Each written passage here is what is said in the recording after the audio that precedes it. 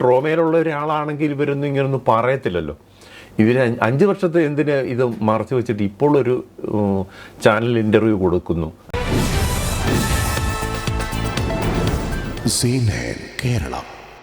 നമസ്കാരം. ബാലഭാസ്കറിൻ്റെ കേസിലെ ഈ ജോയി തമലം എന്ന വ്യക്തിയുടെ പങ്കെന്ത്? ആരാണ് ഈ ജോയി തമലം? ബാലഭാസ്കർ ലക്ഷ്മിയുമായുള്ള ഈ പ്രണയബന്ധത്തിൽ ഏറ്റവും കൂടുതൽ സപ്പോർട്ട് ചെയ്ത് ആ കല്യാണത്തിലേക്ക് എല്ലാ സപ്പോർട്ടും ചെയ്തു കൊടുത്ത ഒരാളാണ് ജോയി തമലം. ജോയി തമലം പറയുന്നുണ്ടായിരുന്നു, ഒരു സ്റ്റേറ്റ്മെൻറ്റ് വന്നിട്ടുണ്ടായിരുന്നു, ലക്ഷ്മി പറഞ്ഞതെന്ന് പറഞ്ഞ് ഒരു സ്റ്റേറ്റ്മെൻറ്റ് ജോയി തമലത്തിന് വന്നിട്ടുണ്ടായിരുന്നു. അത് ഏതൊരു കലാകാരനും അവൻ്റെ വാദ്യോപകരണം അത് എന്തു തന്നെയായാലും അതിന് അമൂല്യമായ വിലയാണ് കൽപ്പിക്കുന്നത്. ബാലുവിൻ്റെ ഏറ്റവും വലിയ സ്വപ്നങ്ങളാണ് അദ്ദേഹം വാങ്ങിച്ചു കൂട്ടിയ വയലിനുകൾ, അദ്ദേഹത്തിൻ്റെ സ്റ്റുഡിയോ എല്ലാം തന്നെ. അപ്പം മരണത്തിന് ശേഷം വന്ന ഒരു സ്റ്റേറ്റ്മെൻ്റ് ആയിരുന്നു 2019 മുതൽ സോഷ്യൽ മീഡിയയിലൂടെ ഈ ബാലുവിൻ്റെ വീട്ടുകാരെല്ലാം ഇത് സാക്ഷ്യപ്പെടുത്തിയിട്ടുള്ള ഒരു കാര്യമാണ് ഈ പറയുന്ന കാര്യങ്ങൾ. കാര്യം ചത്തവനെ ചത്തു, ഇനി അവൻ്റെ ഈ വയലിനും ഇതൊക്കെ എടുത്ത് ആക്രിക്ക് കൊടുക്കാൻ പറഞ്ഞു. അതുപോലെ ഈ സ്റ്റുഡിയോ ഇങ്ങനെ ക്രൈംബ്രാഞ്ചിൻ്റെ അന്വേഷണ റിപ്പോർട്ടിൽ തന്നെ പറയുന്നുണ്ട് അതിനകത്തിൽ ഫംഗസ് കയറുന്നുണ്ട് എന്നൊക്കെ പറയുന്നുണ്ട്. അപ്പോൾ ആ ഒരു കാര്യത്തിൽ ഈ ജോയി തമലം പറയുന്ന ഒരു കാര്യം എന്ന് പറയുന്നത്, ഈ അപകടം നടക്കുന്നതിന് ശേഷം വന്ന അദ്ദേഹത്തിൻ്റെ സോഷ്യൽ മീഡിയ പോസ്റ്റ് എന്ന് പറയുന്നത് സെപ്റ്റംബർ 25 കൊച്ചിയിൽ വെച്ച് ബാലു മീറ്റ് ചെയ്യുന്നൊരു കാര്യം പറഞ്ഞിട്ടുണ്ടായിരുന്നു. അതായത് ഒരു ഇറ്റാലിയൻ കമ്പനിയുടെ ഒരു ഡിസ്കഷൻ ആയിരുന്നു എന്നാണ് അന്ന് പറഞ്ഞത്. പക്ഷേ എന്നാൽ ഇതൊന്നും കേസിൽ ഇദ്ദേഹം ഈ കാര്യങ്ങളൊന്നും പറഞ്ഞിട്ടില്ല. ഇപ്പോൾ ഈ ക്രൈംബ്രാഞ്ച് ആയാലും CBI ആയാലും ഈ കേസ് അവസാനിപ്പിച്ചിട്ടുള്ളത് ലക്ഷ്മിക്ക് ഈ ബാലുവിൻ്റെ മരണത്തിൽ സംശയമില്ല. വീട്ടുകാരാണ്, അച്ഛനും അമ്മയും മറ്റ് അവരുടെ ബന്ധുക്കളുമാണ് ഈ തമ്മിലുള്ള പ്രശ്നങ്ങളാണ് ഈ കേസിൽ ഇപ്പോൾ നിലനിൽക്കുന്നത്. ഇങ്ങനെയൊക്കെ പറഞ്ഞാണ് വിചിത്രമായ കാര്യങ്ങളാണ് ഈ ബാലഭാസ്കറിൻ്റെ കാര്യത്തിൽ സംഭവിച്ചിട്ടുള്ളത്. ബാലുചേട്ടൻ്റെ കാര്യത്തിൽ, സംഗീതത്തിൻ്റെ കാര്യത്തിൽ ഒരു സംഗീതജ്ഞൻ എന്നുള്ള രീതിയിൽ അദ്ദേഹത്തിൻ്റെ ഡ്രീംസ്, അദ്ദേഹത്തിൻ്റെ സ്വപ്നം ആയിരുന്ന സ്റ്റുഡിയോ, വയലൻസ്, ഇങ്ങനെയുള്ള ചർച്ചകളും ഒക്കെ വരുമ്പോഴും നമുക്കറിയാം ലക്ഷ്മി തന്നെ ആദ്യമായി 6 വർഷത്തിന് ശേഷം മീഡിയയിലേക്ക് വരാനുണ്ടായ ഒരു കാരണം വളരെ ക്ലിയർ കട്ടായി ലക്ഷ്മിക്കെതിരെ വന്നൊരു ആരോപണമാണ് അവരുടെ തന്നെ ഒരു മ്യൂച്വൽ സുഹൃത്തിൻ്റെ ഭാഗത്ത് നിന്ന്. ഞങ്ങൾ അനുമാനിക്കുന്നത് അങ്ങനെയാണ്, അതുകൊണ്ടാണ് ലക്ഷ്മി വന്നത് എന്നാണ്. ഇപ്പോൾ ഈ പ്രിയ വേണുഗോപാൽ പറയുന്നത്, ഈ ജോയി തമലം പറഞ്ഞ ഈ ഒരു ആരോപണമുണ്ട്, അതിനെ ഇത് ചെയ്യാൻ മറികടക്കാൻ വേണ്ടി മാത്രമാണ് ലക്ഷ്മി ഇപ്പോൾ ഈ മീഡിയയ്ക്ക് മുമ്പിൽ, ഒരു മനോരമ എന്ന് പറഞ്ഞ ചാനലിന് മുന്നിൽ മാത്രമാണ് അവർ ഈ 5 വർഷം ട്രോമയിലാണെന്ന് പറയുമ്പോഴും അവർ നടത്തിയ ഇൻ്റർവ്യൂ നമുക്ക് കാണാം. അതിൽ ആർക്കെങ്കിലും ഇവരുടെ ഒരു മാനസികമായി ഇവർ തളർന്ന്, എന്തായാലും മകൾ നഷ്ടപ്പെട്ട, ഭർത്താവ് നഷ്ടപ്പെട്ട ഒരു സ്ത്രീക്ക് ആർക്കും ആയിക്കോട്ടെ, അല്ലെങ്കിൽ ബാലുവിൻ്റെ അച്ഛനും അമ്മയ്ക്കും ഇവരുടെ ദുഃഖങ്ങളെല്ലാം പല രീതിയിൽ അവരുടെ മനസ്സിനെ ഏത് രീതിയിലാണ് ബാധിക്കുന്നത് നമുക്ക് മനസ്സിലാക്കാൻ പറ്റും.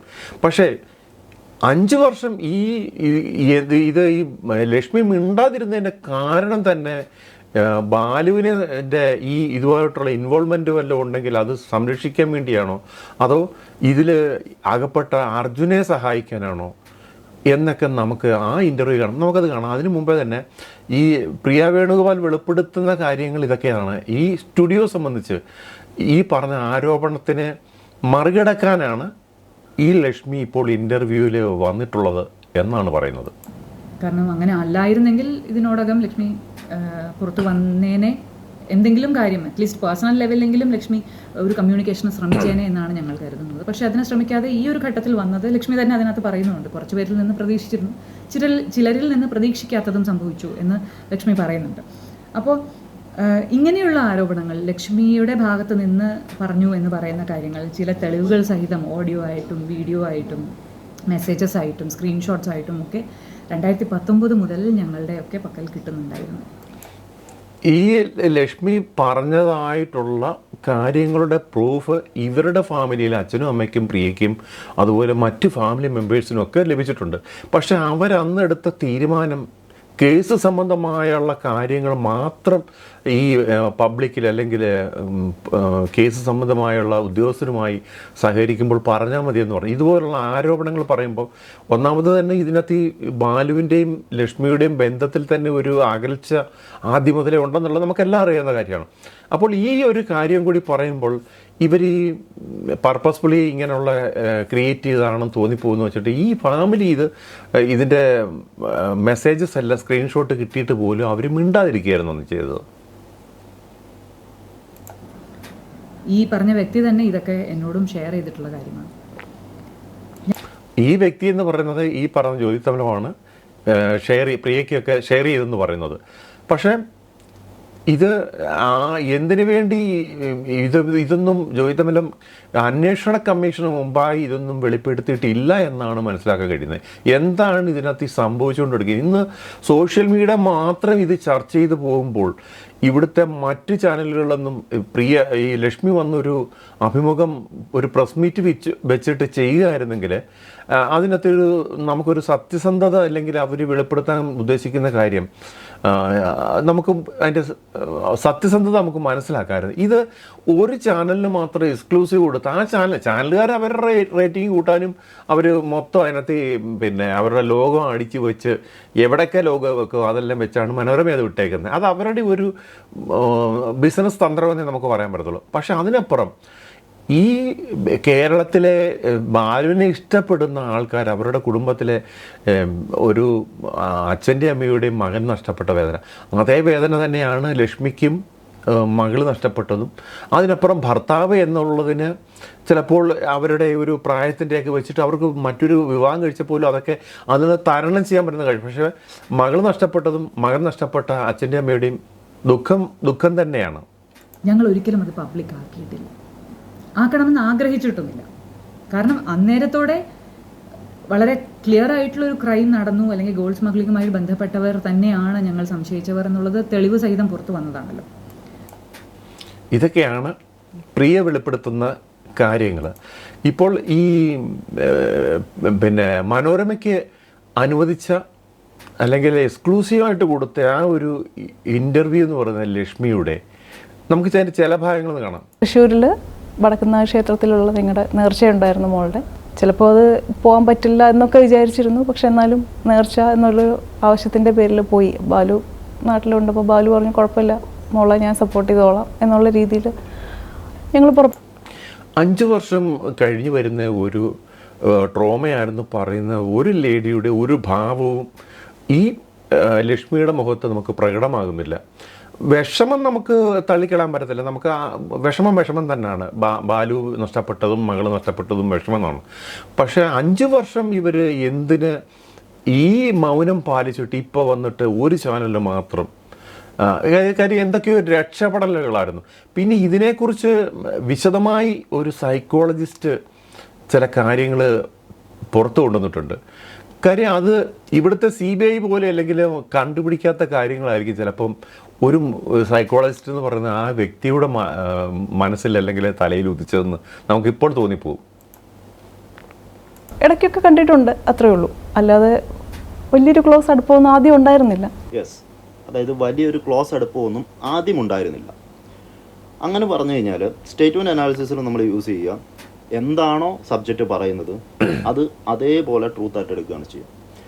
സോ അതുപോലൊരടുപ്പം ആദ്യം ഉണ്ടായിരുന്നില്ല എന്ന് പറയുന്ന ആ സ്റ്റേറ്റ്മെൻറ്റ് അവിടെ കൊണ്ട് അവസാനിച്ച് മറ്റൊരു തരത്തിലേക്ക് പോകുന്നു. ദാറ്റ് മീൻസ് ആദ്യം ഉണ്ടായിരുന്നില്ല, പക്ഷേ പിന്നീട് ഉണ്ടാവാം. There is A chance. So അടുത്ത വീഡിയോയിലേക്ക് പോകും. ഇദ്ദേഹം അതിനെ വളരെ നല്ല രീതിയിൽ അനലൈസ് ചെയ്തിട്ടാണ് പറയുന്നത്. ചുമ്മാ ഒരു ഇപ്പം നമുക്കെന്ന് പറഞ്ഞാൽ കിട്ടുന്ന കുറേ വിവരങ്ങൾ വെച്ചിട്ട് നമ്മളുടെ സ്വയം മനസ്സിൽ തോന്നുന്ന ഈ ന്യായമെന്ന് തോന്നുന്ന കാര്യങ്ങളാണ് ഈ ബാലഭാസ്കറിൻ്റെ ആയാലും മറ്റേത് വ്ലോഗ് ചെയ്യുമ്പോഴും നമ്മൾ പറയുന്നത്. പക്ഷേ ഇദ്ദേഹം പറയുന്നത് അദ്ദേഹം അതിനകത്തിലെ എക്സ്പേർട്ടാണ്. ഒരു എക്സ്പേർട്ട് ഇത്രയും പറഞ്ഞിട്ട് പോലും ലക്ഷ്മിയുടെ ഭാവവ്യത്യാസത്തെക്കുറിച്ച് പറയുന്നു. ചോദ്യം ചോദിക്കുമ്പോൾ ഉണ്ടാകുന്ന ആ പതർച്ച എന്താണ് അവിടെ വെളിവാക്കുന്നതൊക്കെ ഇദ്ദേഹം പറയുന്നുണ്ട്. എന്നിട്ട് പോലും എനിക്കറിയില്ല കേരളത്തിലെ ഇതിനൊരു കേസിന് പുനർജീവനം കൊടുക്കുവാനോ അല്ലെങ്കിൽ ഇതിന് അങ്ങനെ ഒരു കാര്യം വരുമെന്ന് പോലും ആരും പറഞ്ഞ് നമ്മൾ കേൾക്കുന്നില്ല. ഇതൊരു ചാനൽ ചർച്ചയിൽ പോലും ചാനൽ ചർച്ചകളെല്ലാം ചർച്ച ചെയ്യുന്നതിൽ പോലും ഇങ്ങനൊരു കേസിൻ്റെ പുനർജീവനത്തെക്കുറിച്ചുള്ള കാര്യങ്ങൾ പറയുന്നില്ല. മറ്റുള്ള ആരോപണങ്ങളൊക്കെ കുറേ പറഞ്ഞ് അവർ സമയം തള്ളുന്നതല്ലാതെ നമുക്കൊന്നും കാണാൻ കഴിയുന്നില്ല. അപ്പോൾ ഈ സംഭവം കഴിഞ്ഞതിന് ശേഷം അർജുൻ ഇവിടുന്ന് നാട് വിട്ട് പോകുന്നു, അങ്ങനെയുള്ള വാർത്തകൾ വന്നു. ഇപ്പോൾ ഏറ്റവും ഒടുവിൽ പുള്ളി സ്വർണ്ണക്കടത്ത് കേസിൽ പിടിയിലാകുന്നു എന്നൊക്കെ വന്നു. അപ്പോൾ ഇതിനിടയ്ക്ക് നിങ്ങൾ തമ്മിൽ എന്തെങ്കിലും കമ്മ്യൂണിക്കേഷൻ ഉണ്ടോ? ഒരു കമ്മ്യൂണിക്കേഷൻ ഇല്ലെന്ന് മാത്രമല്ല, പുള്ളി ഞങ്ങൾക്കെതിരെയൊക്കെ കേസും ഫയൽ ചെയ്തിട്ടുണ്ടായിരുന്നു. പുള്ളിയെ മനഃപൂർവ്വം അയാളല്ല ഡ്രൈവ് ചെയ്തിരുന്നത്. ഈ സ്റ്റേറ്റ്മെൻറ്റിൽ ഒരു പ്രത്യേകതയുണ്ട്. അതായത് നമ്മൾ ബേസ് ലൈൻ ബിഹേവിയർ എടുത്ത സമയത്ത് ഒരു സബ്ജക്റ്റ് കൂടുതലായിട്ടും അവരെ തന്നെ പോയിന്റ് ചെയ്യാനായിട്ട് യൂസ് ചെയ്ത പ്രോനൗൺ എന്ന് പറയുന്നത് ഞാനാണ്. അതായത് ഞാൻ അങ്ങനെയായിരുന്നു, എനിക്കിങ്ങനെയായിരുന്നു, ഇങ്ങനെ ഒരു കാര്യമാണ്. പക്ഷേ ഈ ഒരു സ്റ്റേറ്റ്മെൻറ്റിൽ നിങ്ങളൊന്നുകൂടെ ശ്രദ്ധിച്ചു നോക്കി. വളരെ വിശദമായാണ് അദ്ദേഹം ഈ ലക്ഷ്മിയുടെ ഭാവവ്യത്യാസങ്ങളും എന്താണ് ഒരു സൈക്കോളജിസ്റ്റ് പറയുന്നതെന്നും നമുക്ക് അത് കേട്ടാൽ നമുക്ക് മനസ്സിലാകുന്നുണ്ട്. ബാലഭാസ്കറിൻ്റെ 1-2 വീഡിയോ ചെയ്തിരുന്നു. ആ വീഡിയോയിൽ വന്നിട്ടുള്ള ചില കമൻറ്റുകൾ നമുക്കൊന്ന് കാണാം. ഇതാണ് നമ്മൾ കഴിഞ്ഞ ദിവസം ചെയ്ത വീഡിയോ എന്ന് പറയുന്നത്. സംശയമില്ല അപ്പം ഇതിനകത്ത് വന്നിട്ടുള്ള കമൻറ്റുകൾ ഒന്ന് പറയുന്നുണ്ട്. ബാലഭാസ്കർ മരിക്കുന്നതിന് കുറച്ച് ദിവസം മുമ്പ് അദ്ദേഹം ഫേസ്ബുക്ക് ലൈവിൽ വന്ന് മ്യൂസിക് പ്രോഗ്രാം നിർത്തുകയാണ് എന്ന് പറഞ്ഞിരുന്നു. പക്ഷേ ആ ലൈവ് വീഡിയോ പിറ്റേന്ന് ഡിലീറ്റ് ചെയ്തിരുന്നു. ആരെങ്കിലും ഓർക്കുന്നുണ്ടോ? നമ്മുടെ കേരളത്തിലെ ജനങ്ങൾ ഇതൊക്കെ ഒരു ന്യൂസ് വന്നാൽ അവരുടെ മെമ്മറി കിടക്കും. ഇതുപോലുള്ള കാര്യങ്ങളെല്ലാം ഈ കേസ് സംബന്ധിച്ചിട്ട് പലരുടെ ഭാഗത്തു നിന്നും സോഷ്യൽ മീഡിയയിൽ പലർ ചെയ്യുന്ന വീഡിയോയ്ക്കും പല കമൻറ്റുകളും ഈ കേസ് അന്വേഷിക്കുന്നവർ ശ്രദ്ധിക്കേണ്ട ചില കാര്യങ്ങളുണ്ട്. ഇതൊരു റാണി 45612 എന്ന ഒരു ലേഡിയാണത് കൊടുത്തേക്കുന്നത്. അതുപോലെ തന്നെ ബാലഭാസ്കറിൻ്റെ അച്ഛനോട് ഈ ബാലു പറഞ്ഞിട്ടുണ്ടായിരുന്നു, കൂടെ നിൽക്കുന്നവരൊക്കെ സത്യസന്ധരല്ല, ചതിയന്മാരാണ്, ഇനി മ്യൂസിക് പ്രോഗ്രാം നടത്തുന്നില്ല, മ്യൂസിക് സ്കൂളിലേക്ക് പോവുകയാണ്, അദ്ദേഹത്തിന് എന്തൊക്കെയോ ജീവിതത്തിൽ പന്തികേടുണ്ട്, ഈ കൂടെ നിൽക്കുന്നവരെന്ന് മനസ്സിലാക്കിയാണ് ആ കാര്യങ്ങൾ പറഞ്ഞത്. പക്ഷേ അത് തന്നെയാണ് ഇവിടെ ഈ ഒരു റാണി എന്ന് പറയുന്ന ഈ മാഡം ഈ കമൻറ്റിലൂടെ പറയുന്നത്. അതുപോലെ തന്നെ പറയുന്നുണ്ട് ചിലർ ബാലുവും ലക്ഷ്മിയും തമ്മിൽ വളരെ അകൽച്ചയിലായിരുന്നു, ഡിവോഴ്സിലേക്ക് പോവുക എന്നൊക്കെ പറയുന്നുണ്ട്. അത് നമ്മൾ വിശ്വസിക്കുന്നില്ല. പക്ഷേ പറയുന്ന കമൻറ്റുകൾ അങ്ങനെയൊക്കെയാണ്. 40 പവനും 40 കിലോയും തമ്മിൽ എന്തൊക്കെയാണെന്ന് പലരും പറയുന്നുണ്ട്. ലക്ഷ്മി ഉൾപ്പെടുന്ന എല്ലാ പ്രതികളെയും സർക്കാർ സംരക്ഷിക്കുന്നു, അത് തന്നെ പരമസത്യം. അങ്ങനെയൊക്കെ ഓരോ കമൻറ്റുകൾ നമ്മൾ ഇതിനകത്തിൽ കണ്ടു കഴിഞ്ഞാൽ വളരെ നമുക്ക് ആശ്ചര്യം തോന്നുന്ന കുറേ കമൻറ്റുകൾ ഇതിന്. അപകടം മരണമാണെങ്കിലും അന്വേഷണം വേണം എന്ന് പറയാൻ ഇത്ര മടി എന്ത്? സത്യമായ കാര്യമാണ് മേൽ പറഞ്ഞതൊക്കെ. ശരിയാണ്, നമ്മളെല്ലാം സംശയിക്കുന്നു. ഞാൻ ഉൾപ്പെടെയുള്ള ഇവിടുത്തെ കേരളത്തിലെ ആളുകൾ സംശയിക്കുന്നു. ബാലഭാസ്കറിൻ്റെ മരണം അപകട മരണമാണ്. പക്ഷെ അതിന് പിന്നിലുള്ള ഈ സ്വർണ്ണ കള്ളക്കടത്ത് ലോബികളുടെ ഇടപെടലുകൾ ചിലപ്പം ഇവർ വന്ന സമയത്ത് പ്രതീക്ഷിക്കാതെ സംഭവിച്ച അപകടത്തിലൂടെ സംഭവിച്ചെങ്കിൽ പോലും ഇവരിത് ഫോളോ ചെയ്തൊരു അതിനു മുമ്പ് കലാഭവൻ സോബിയുടെ വെളിപ്പെടുത്തലുകളും അതിനു മുമ്പേ പമ്പിന് സമീപമുണ്ടായ കാർ ഉരസി എന്ന് പറയുന്ന കാര്യങ്ങളും ഇതെല്ലാം പറയുമ്പോൾ ലക്ഷ്മി ഇതെല്ലാം മറച്ചു വെക്കുകയാണ്. എന്തിന്? ബാലഭാസ്കറിനെ സംരക്ഷിക്കാനാണോ അതോ അർജുനെ സംരക്ഷിക്കാനാണോ എന്നൊക്കെ നമുക്ക് തോന്നിപ്പോവും. ഇതിനകത്തിലെ കമൻറ്റുകളും ഇതൊക്കെ കാണുമ്പോൾ എന്താണ് ജ്യൂസ് കൊടുത്ത് മയക്കി അത് സത്യമാണ് എന്ന് എനിക്കും തോന്നിയിരുന്നു. രാജേഷ് മുമ്പേരി, അങ്ങനെ ഓരോരുത്തരുടെ രജീഷ് മുമ്പേരി, അങ്ങനെ കുറേ കമൻറ്റുകൾ.